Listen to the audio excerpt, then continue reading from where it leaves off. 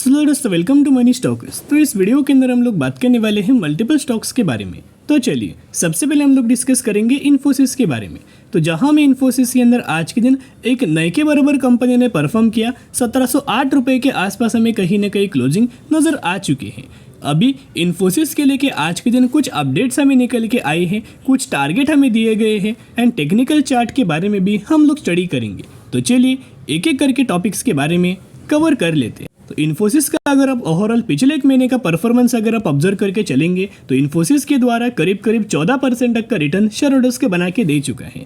यानी कि पिछले एक महीने में कंपनी के अंदर 14% तक की रैली नजर आ चुकी है। बेसिकली रिजल्ट से पहले कंपनी के अंदर हमें रैली आ रहा है, यानी कि रिजल्ट कंपनी का आप सभी को पता है कि Q1 का रिजल्ट बहुत जल्द आने वाला है एंड ये कंपनी के अंदर रिजल्ट आने से पहले ही हमें एक अच्छी खासी रैली निकल के आ रहा है। तो आप समझ सकते हो कि कैसे कंपनी का रिजल्ट हमें आने वाला है, कितना शानदार तरीके से रिजल्ट्स हमें कंपनी का नजर आएगा। एंड बेसिकली आपको पता है कि इंडिया की नंबर 1 कंपनी जो कि पहले पोजीशंस के ऊपर रैंक करता है, जिसका नाम है टीसीएस। तो टीसीएस का जो Q1 का रिजल्ट था वो आप सभी को पता है कि कितना शानदार तरीके से आया था, जिस वजह से टीसीएस के अंदर जो 7% तक का रैली आया था, इसकी वजह से जितने सारे आईटी सेक्टर की कंपनीज हमें बिलोंग कर रहा था, जो फंडामेंटली स्ट्रॉन्ग कंपनी था, उन हर एक कंपनी के अंदर हमें फ्राइडे के दिन तेजी नजर आ चुका था। तो अगर इंडिया के नंबर 1 कंपनी का रिजल्ट अगर पॉजिटिव आ चुका है तो आप समझ सकते हो कि बाकी के जो कंपनीज है, विप्रो, इन्फोसिस, एचसीएल का दोस्तों रिजल्ट आ चुका है। विप्रो, इन्फोसिस का जो रिजल्ट आने वाला है वो बहुत शानदार तरीके से देखने को मिल सकता है। अभी कुछ ब्रोकरेज फर्म के द्वारा, एनालिस्ट के द्वारा कुछ हमें टारगेट दिया गया है, कुछ एनालिसिस किया गया है कि कंपनी का रिजल्ट इस तरीके से आ सकता है। तो इनके द्वारा सिर्फ और सिर्फ रेवेन्यूज के अंदर बोला गया है कि इनका ये मानना है कि इन्फोसिस, जो एक्सपर्ट के द्वारा बोला गया है कि Infosys is expected to post a sequential revenue growth of 2.5%, यानी कि Q1 रिजल्ट्स के अंदर कंपनी Q&Q बेसिस के ऊपर 2.5% तक की Q&Q बेसिस के ऊपर रेवेन्यूज के अंदर जंप हमें देखने को मिल सकता है। यानी कि कई सारे ब्रोकरेज फर्म के द्वारा प्रीवियसली ये भी हमें बोला गया था कि कंपनी का रेवेन्यूज के अंदर ईयर एंड क्वार्टरली जंप नजर आ सकता है, लेकिन कंपनी का जो प्रॉफिट्स रहेगा उसके अंदर Q&Q बेसिस के ऊपर जंप आ सकती है, लेकिन ईयर बेसिस के ऊपर गिरावट आ सकती है। अभी ये कोई फाइनल दोस्तों रिजल्ट नहीं है, जब फाइनल हमें रिजल्ट आएगा उसी वक्त आपको समझ में आएगा कि कैसी कंपनी ने परफॉर्म करने वाला है। लेकिन इतना समझ के चल सकते हो कि जो Q1 का रिजल्ट आने वाला है इन्फोसिस का, विप्रो का, वो बहुत शानदार तरीके से आ सकता है। और जैसे जैसे इन्फोसिस के अंदर दोस्तों में गिरावट नजर आ रहा है, वैसे वैसे कंपनी के अंदर जो डिलीवरीज है वो लगातार कंपनी ग्रो हो रहा है। जैसे कि आप देख सकते हो आज के दिन इन्फोसिस के अंदर करीब 69% तक का डिलीवरीज नजर आया। तो आपको क्या लगता है, ये डिलीवरी जो नजर आया हुआ है, क्या इसके अंदर रिटेलर्स के द्वारा बाइंग किया गया है? नहीं, रिटेलर्स तो बहुत कम होते, लेकिन ऐसा हम लोग अगर समझ लेते कि 8% रिटेलर्स के द्वारा बाइंग किया, बाकी जो बचा हुआ 60% है वो करीब हमें म्यूचुअल फंड्स के द्वारा बाइंग किया गया है एंड एफआईएस के द्वारा हमें बाइंग किया जा रहा है। तो टीसीएस का रिजल्ट तो लग चुका है। अभी जो अगली स्टेप्स है, अगली बारी है, वो किसकी है? इन्फोसिस की और विप्रो की। तो इन्फोसिस का Q1 का रिजल्ट कब आने वाला है उसका डेट कंपनी ने डिक्लेयर किया है। तो इन्फोसिस का रिजल्ट आएगा 18 जुलाई को। तो जरूर चैनल को दोस्तों सब्सक्राइब करके रख सकते हो, ताकि जब भी मुझे कंपनी का Q1 का रिजल्ट नजर आएगा 100% मैं आपके साथ शेयर कर दूंगा। बहुत सारे लोगों को ये भी क्वेश्चन था कि सर क्या इन्फोसिस जो टीसीएस के द्वारा जैसे Q1 के रिजल्ट्स के साथ साथ कंपनी ने डिविडेंड का भी बेनिफिट दिया, कि वैसे इन्फोसिस के अंदर हमें डिविडेंड का बेनिफिट मिलने वाला है? नहीं, यहाँ अगर आप दोस्तों देख पा रहे होंगे तो बिल्कुल भी कंपनी डिविडेंड आपको बेनिफिट नहीं देगा। इस क्वार्टर के अंदर तो आपको डिविडेंड का बेनिफिट नहीं मिलेगा। तो इनके ओवरऑल पैरामीटर्स देख के भी हम लोग जान सकते हैं कि कैसी कंपनी का परफॉर्मेंस आ सकता है। जैसे कंपनी का अगर आप ओवरऑल बेसिस के ऊपर प्रॉफिट्स का डेटा अगर आप ऑब्जर्व करके चलेंगे तो जो कंपनी का प्रॉफिट्स थे वो लगातार हमें ग्रो हो रहा है। जैसे कि 5,900 करोड़, 6,200 करोड़ एंड 7,980 करोड़ लगातार अगर आप ऑब्जर्व करके चलेंगे तो कंटिन्यूस बेसिस के ऊपर जो कंपनी का प्रॉफिट से रेवेन्यूज है, अर्निंग पर शेयर है, वो ग्रो हो रहा है। जैसे कि आप देख सकते हो अर्निंग पर शेयर पहले 14.32 था, बढ़ के हो चुका था 14.71, और अभी अगर आप देखोगे Q4 के अंदर 19.20 लगातार कंपनी का अर्निंग पर शेयर भी हमें ग्रो हो रहा है और as per the expert, as per the brokerage firm ऐसा माना जा रहा है कि जो रिजल्ट्स आने वाला है वो बेहतरीन तरीके से आ सकता है। इसी वजह से शानदार तरीके से रैली हमें इन्फोसिस के अंदर ऑलरेडी देखने को मिला। लेकिन अभी जो रिजल्ट्स के लिए जो वेट किया जा रहा है बहुत सारे इन्वेस्टर्स के द्वारा इन्फोसिस के Q1 रिजल्ट्स का हमें वेट किया जा रहा है, ताकि जैसी कंपनी रिजल्ट्स पेश करे वैसे मार्केट के अंदर भी और इन्फोसिस के अंदर भी एक शानदार तरीके से बुल रन हमें देखने को मिल सकता है। अभी बात आती है म्यूचुअल फंड्स का। तो म्यूचुअल फंड्स का डेटा आप सभी को पता होगा, मैंने बहुत बार लगातार हर एक वीडियोस के अंदर हम लोग डिस्कस करते हैं म्यूचुअल फंड्स का डेटा, जो कि जो भी कंपनी के बारे में हम लोग कवर करते हैं उस हर एक कंपनी का डेटा हम लोग जान लेते हैं, ताकि आपको पता लगता है कि रिटेलर्स क्या कर रहे हैं। बेसिकली रिटेलर दोस्तों कुछ नहीं करते, रिटेलर्स लगातार माल बेच के निकल जाते, स्टॉक्स बेच के निकल जाते, शेयर्स बेच के निकल जाते। लेकिन जो बाइंग किया जाता है हमें ये डेटा देखना इंपॉर्टेंट है कि बड़े लोग क्या कर रहे हैं। कोई भी स्पेसिफिक कंपनी के अंदर अगर बड़े प्लेयर्स की लगातार कंटिन्यूस बेसिस की पर बाइंग हो रही तो आप समझ जाते कि जरूर कंपनी के अंदर कुछ हो रहा है और आने वाले फ्यूचर में शानदार तरीके से कंपनी के अंदर रैली आएगा। ताकि आप समझ जाते हो कि शानदार तरीके से रैली हमें देखने को मिल सकता है, तो आप बाइंग करने स्टार्ट कर सकते हो, राइट। ऐसे दोस्तों हम लोग एनालिसिस करते हैं। तो ये डेटा आप देख सकते हैं जून महीने का है, यानी कि एकदम अपडेटेड डेटा हम लोग बात कर रहे हैं। तो जिसके अंदर आप देख सकते हो 217 म्यूचुअल फंड्स की खरीदारी एंड 62 म्यूचुअल फंड्स की बिकवाली नजर आया, जहां हर एक महीने का डेटा भी अगर आप कंपेयर करके चलेंगे तो प्रीवियसली 2 महीने म्यूचुअल फंड्स ने माल हमें बेचा गया था, जैसे कि जैन एंड फेब के अंदर म्यूचुअल फंड्स के द्वारा माल बेचा गया था। लेकिन मार्च के अंदर देखोगे, अप्रैल के अंदर देखोगे, मई के अंदर देखोगे एंड जून के अंदर देखोगे तो लगातार दोस्तों बाइंग हमें किया जा चुका है। एंड रिसेंटली जून महीने का अगर आप स्टेक ऑब्जर्व करके चलेंगे, बाइंग अगर आप ऑब्जर्व करके चलेंगे, कितना बड़ा माल हमें दोस्तों बाइंग किया गया है। एंड हर एक महीने का डेटा अगर आप कंपेयर करके चलेंगे तो वो भी दोस्तों बहुत अच्छी खासी बात है। तो आपको समझ में आता है कि किन किन फंड्स के द्वारा कितने कितने करोड़ की बाइंग किया। तो यहाँ आप देख सकते हो पहला फंड का नाम है DSP, जिनके द्वारा 19,000 करोड़ की बाइंग। फिर है एक्सिस 34,000 करोड़ की बाइंग, एक और एक्सिस 13,000 करोड़ की बाइंग। तो निपॉन का एक फंड है 29,000 crore buying.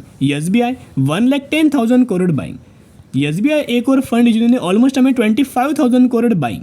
And recently MK global के द्वारा ब्रोकरेज फर्म के द्वारा इन्फोसिस कंपनी को लेके हमें टारगेट दिया है, बाइंग रिकमेंडेशंस के साथ साथ टारगेट है 2100 रुपए का। तो आप समझ जाना कि जैसे जैसे कंपनी गिरावट के अंदर मिले वैसे वैसे बाइंग करना। लेकिन अभी इंपॉर्टेंट एनालिसिस करना तो दोस्तों बाकी है, राइट। लेकिन अगर आपको अभी तक वीडियो पसंद आया होगा तो जरूर वीडियो को एक लाइक दोस्तों जरूर कर देना। अगर आपको ये वीडियो इन्फॉर्मेटिव अभी तक लगा होगा तो जरूर एक लाइक कर देना। देखिएगा अभी इन्फोसिस के टेक्निकल चार्ट के अंदर अभी हम आ चुके हैं। ये कंपनी का बेसिकली एक रेजिस्टेंस लेवल था, ये कंपनी का एक सपोर्ट लेवल था, जो कि प्रीवियसली भी दोस्तों हम लोग एनालिसिस इसी तरीके से कर रहे थे। जो लोग चैनल को डेली फॉलो करते, वीडियोस को अपडेट करते देखते, उन सभी लोगों को पता होगा जब यह कंपनी कंसोलिडेट करा तभी हमने एनालिसिस किया था कि जैसे कंपनी लेवल्स को ब्रेकआउट करेगा, 1 डे का कैंडल ये ओपन मैंने किया है, राइट। इसका टाइम फ्रेम 1 डे का है।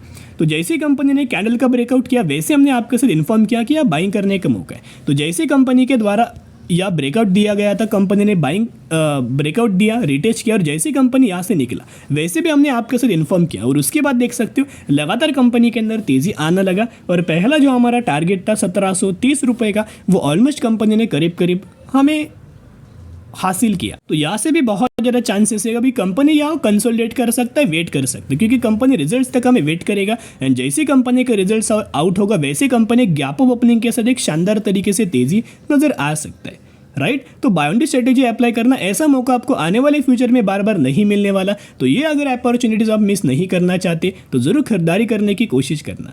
अभी हम बात करने वाले हैं अगली कंपनी के बारे में, जिसका नाम है ट्राइडेंट। तो ट्राइडेंट का अगर आप आज के दिन परफॉर्मेंस देखोगे तो एक नए के बराबर परफॉर्म किया, 38 रुपीज़ के आसपास हमें कहीं ना कहीं क्लोज हो चुका है। तो ट्राइडेंट कंपनी को लेके बहुत सारे लोगों के सवाल हैं कि पहला सवाल कि क्या सर हम लोग ट्राइडेंट के अंदर करंट प्राइस के ऊपर निवेश करें, क्या करंट बेसिस के ऊपर क्या बाइंग करने का मौका है। एंड सेकेंड, क्या करंटली जो टारगेट हमें दिए जा रहे हैं 70 रुपये के आसपास, क्या ये कंपनी 70 रुपीज़ तक का टारगेट क्या हमें अचीव कर सकता है, राइट। तो ये बहुत सारे लोगों के ये 2 सवाल आ रहे हैं। तो चलिए उन सवाल को हम लोग आंसर नहीं करेंगे बल्कि डेटा आपके सामने प्रेजेंट करना चाहूँगा, और वो डेटा देख के ही आपको आंसर का पता लग जाएगा कि आपको कंपनी के अंदर करना क्या है, कि आपको बाइंग करना है, कि आपको होल्ड करना है या फिर आपको वेट करना है। तो सबसे पहले पिछले 5 सालों का ट्राइडेंट का परफॉर्मेंस देखना। अभी भी ये कंपनी टॉप से लेके करंट प्राइस तक अगर आप कन्वर्ट करके चलेंगे तो अभी भी ये कंपनी 42% तक की गिरावट के अंदर मिल रहा है। तो आपके लिए ये सबसे पहले जानना इंपॉर्टेंट है कि ट्राइडेंट के अंदर ऐसा क्या हुआ जिस तरीके से कंपनी 40% से भी ज़्यादा का हमें गिरावट हुआ। ओवरऑल गिरावट अगर आपने देखा होगा तो मोर देन 50% तक का था, राइट। लेकिन अभी धीरे धीरे करके हमें ट्राइडेंट के अंदर रिकवरी आ रही है, इस वजह से 40% तक का गिरावट नजर आ रहा है। तो बेसिकली ट्राइडेंट का जो इंपॉर्टेंट रीजन है कि लगातार जो कंपनी गिर रहा था ना, उसका एक कारण है हर एक क्वार्टर के अंदर ट्राइडेंट बिल्कुल भी अच्छा खासा परफॉर्म नहीं कर रहा था, जबकि Q-on-Q बेसिस के ऊपर एंड Y-on-Y बेसिस के ऊपर जितने सारे पैरामीटर्स ट्राइडेंट के थे, जैसे कि नेट प्रॉफिट्स है, रेवेन्यूज है, अर्निंग पर शेयर है, इनकम है, सेल्स है, हर एक पैरामीटर के अंदर हमें ट्राइडेंट लगातार 200 गिरावट वाला परफॉर्मेंस शो कर रहा था। लगातार कंपनी के पैरामीटर्स हमें गिर रहे थे। तो अगर कोई भी मार्केट किसी भी कंपनी के अंदर हमें एक्सपेक्ट करके चलता है कि कंपनी ऐसा में रिजल्ट परफॉर्म करेगा, और अगर वो कंपनी फुलफिल नहीं कर पाती एक्सपेक्टेशंस मार्केट के, तो होता क्या है आप सभी को पता है, मार्केट क्या करेगा, बुरा रिएक्ट करेगा। तो इसी बुरा रिएक्ट करने की ही वजह से 4 से 5 क्वार्टर में लगातार कंपनी ने बुरा परफॉर्म किया, इसी वजह से लगातार हमें ट्राइडेंट गिर चुका है। लेकिन अभी अगर आप ऑब्जर्व करके चलेंगे, अभी धीरे धीरे करके ट्राइडेंट के अंदर परफॉर्मेंस के अंदर हमें जंप आ रहा है। देखिएगा कंपनी का जो सेल्स का हमें डेटा निकल के आ रहा था, ऑलमोस्ट हमें 1500 करोड़ से बढ़ के 1800 करोड़, 1800 करोड़ से बढ़ के 1840 करोड़। लेकिन क्वार्टर 4 रिजल्ट्स के अंदर हमें फिर ट्राइडेंट ने अपना परफॉर्मेंस घटाया, यानी कि ऑलमोस्ट 1680 करोड़। फिर कंपनी का आ जाती है प्रॉफिट्स के ऊपर। तो कंपनी का प्रॉफिट्स अगर आप देखोगे तो 91 करोड़ से घट के हो चुका था 90 करोड़, और यहाँ लगातार गिरावट आ रहा था। लेकिन धीरे धीरे करके क्या हुआ, 90 करोड़ से बढ़ के हो चुका था 109 करोड़। लेकिन फिर कंपनी ने क्वार्टर 4 रिजल्ट्स के अंदर बुरा परफॉर्म किया, 109 करोड़ से घट के किया 59 करोड़। यानी कि अभी ये आपको देखना इंपॉर्टेंट है। सबसे पहले बाइंग करने से पहले अभी आपको होल्ड करना है, अभी आपको वेट एंड वॉच करना है। सबसे पहले ये देखना है कि ट्राइडेंट का क्वार्टर 1 का रिजल्ट कैसा परफॉर्म करता है। तो ट्राइडेंट का क्वार्टर 1 का रिजल्ट आने वाला है 24 जुलाई को, राइट। तो जरूर चैनल को सब्सक्राइब करके रखना, ताकि जब भी मुझे कंपनी का क्वार्टर 1 का रिजल्ट नजर आएगा 100% मैं आपके साथ शेयर कर दूंगा। तो अगर कंपनी क्वार्टर 1 रिजल्ट्स के अंदर अगर अच्छे पैरामीटर्स कंपनी के ग्रो होते तो ही कंपनी को बाइंग करने के बारे में सोचना, नहीं तो आप और ज़्यादा कंपनी के अंदर वेट एंड वॉच करना। क्या होता है ना, बहुत सारे लोग पहले से ब्लाइंडली एनालिसिस करते, ब्लाइंडली पकड़ लेते कि यस ये कंपनी 70 जाएगा, लेकिन दोस्तों ये कंपनी 70 नहीं बल्कि 700 भी जा सकता है। लेकिन कंपनी का बिजनेस अच्छा होना चाहिए, पैरामीटर्स ग्रोइंग होने चाहिए, फिर ये कंपनी 700 भी नहीं 7000 पर भी जा सकता है, राइट। तो एक ही रिक्वेस्ट करना चाहूँगा, सबसे पहले कंपनी का रिजल्ट देखना, उसके बाद निवेश करने के बारे में सोचना। बेसिकली कंपनी कौन से सेक्टर से बिलोंग करता है, टेक्सटाइल सेक्टर से बिलोंग करता है, लेकिन पेपर्स के अंदर भी और केमिकल्स के अंदर भी हमें ट्राइडेंट का बिजनेस है। तो चलिए अभी हम बात करने वाले हैं अगली कंपनी के बारे में, जिसका नाम है एलिकॉन इंजीनियरिंग लिमिटेड। तो एलिकॉन इंजीनियरिंग लिमिटेड की अगर बात की 1324 रुपये के आसपास हमें कंपनी क्लोज हुआ, और ये कंपनी के द्वारा 3300% तक का रिटर्न शेयर होल्डर्स को बना के दिया। रिसेंटली कंपनी ने 1:2 रेशियो के अंदर स्प्लिट का हमें अनाउंसमेंट किया गया है, यानी कि अगर आपके पास इस कंपनी के 1 शेयर होंगे तो 1 शेयर के बदले आपको 2 शेयर मिलने वाले हैं। तो जरूर कंपनी के बारे में स्टडी एनालिसिस जरूर करना।